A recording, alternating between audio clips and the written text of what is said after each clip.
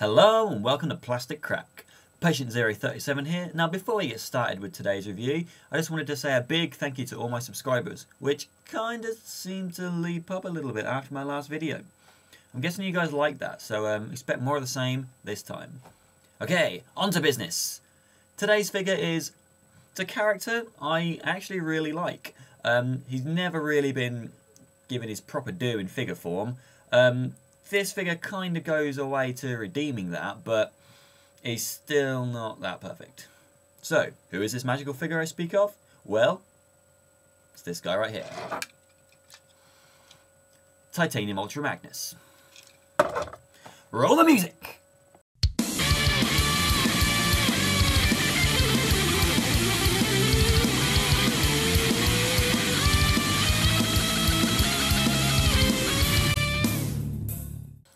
Ultra Magnus. He's everyone's favourite Autobot city commander. He looks like Optimus Prime when he's naked, and if it wasn't for this guy right here, he'd be leader of the Autobots. So, Ultra Magnus, are you ready for your documentary clip? I can't deal with that now. Oh, okay. When I first saw the test shots for this figure, I was quite excited. I'm quite a big Ultra Magnus fan, so to see him finally be done justice in figure form was quite a good thing. But then he came out. I managed to randomly find one for £12, which was... And I was sort of underwhelmed. He's alright, he's good, but he's not amazing. So, a bit more in-depth about that. Over to analysis mode.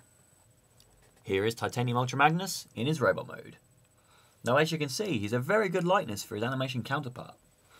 He's got these big long stacks out of his arms. His head is nicely proportioned with big blue eyes. There's no light piping unfortunately because his head is basically just made of rubber, but small mercies. He's got his rocket launchers. Unfortunately they don't fit on the right way up, they fit on upside down. So I've made them face straight up, which still evokes the character and it makes them look a bit better rather than being upside down. Also, bizarrely, he's got a little matrix container on his chest, which, when you flip up, has basically got space for the world's flattest matrix. Now, let's take a little look at him from the side. Now, this is where the problems really start to show. As you can see, he's got his big-ass backpack, which is basically his cab in vehicle mode.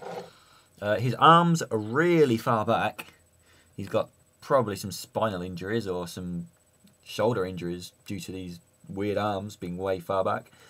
But at least he's got these big chunky feet, which are made of metal as it's the titanium line, and really keep him up well. There are quite a few quality control issues on this figure.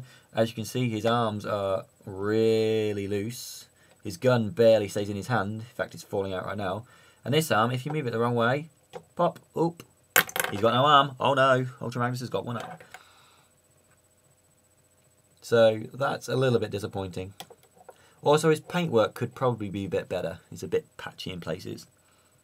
Okay, articulation-wise, his head is on like a small ball joint. His arms are on ball joints, but they don't really matter because they don't really do much, except them just fall off. He's got joints at his elbows. He's got a swivel just below his elbows. His hands have got a slight swivel, but due to the big, massive container they're in, they don't really swivel too well. His waist doesn't move. He's got hip joints that move forward and back, like hinge hip joints. He's got a rotate just below his hip, and he's got knee joints. That's about all his articulation. Okay, scale-wise, as you can see, he is an absolute massive amount smaller than G1 Ultra Magnus.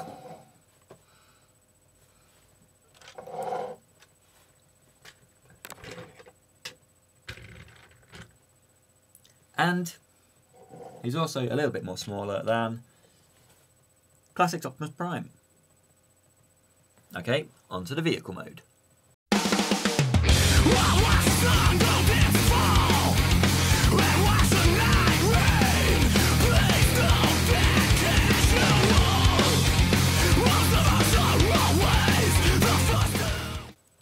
Here he is in vehicle mode. And this is where it all goes wrong. From this view, he looks kind of cool. He does look like his animation counterpart yet again, but the cracks are beginning to show, unfortunately. From the side, you can basically see he's just lying down with his legs up and his arms back. It's not ever so impressive. He's got this big gaping hole where his top of his arms meet his legs, but it's just this big hole. It doesn't really have a purpose. His arms just rest on there, so they don't really clip in or anything, so it doesn't really hold together. He just falls apart.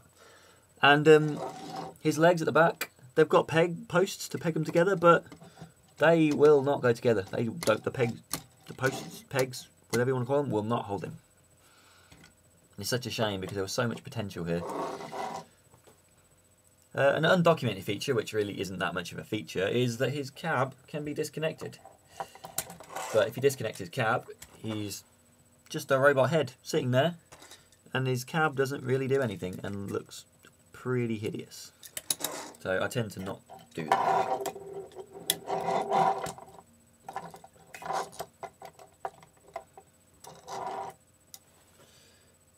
Okay, scale-wise. As you can see, he is lots and lots and lots shorter than G1 Ultra Magnus. But he's a lot bigger than this hamster.